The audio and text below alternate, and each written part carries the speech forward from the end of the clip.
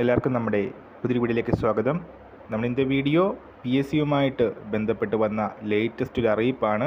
Video കിടക്കുന്നതിന് മുന്നേ നമ്മളുടെ ചാനൽ അതിൽ കാണുന്നവർ ചാനൽ സബ്സ്ക്രൈബ് ചെയ്തേക്കുക. അതുപോലെ തന്നെ ഈ വീഡിയോ ഇഷ്ടപ്പെട്ടിട്ടുണ്ടെങ്കിൽ വീഡിയോ ലൈക്ക് ചെയ്യുക, വീഡിയോ മാക്സിമം ഷെയറും കൂടെ ചെയ്തേക്കുക. പുതിയ അറിയിപ്പ് ഇപ്രകാരമാണ്. ഇടുക്കി, വയനാട്, കാസർഗോഡ് ജില്ലകളിൽ ഇനി മുതൽ നിയമനം നേടുന്നവർക്ക് 10 വർഷത്തേക്ക് ജില്ലാ മാറ്റം അനുവദിക്കേണ്ടെന്നാണ് ഉത്തരവിൽ പറഞ്ഞിരിക്കുന്നത്.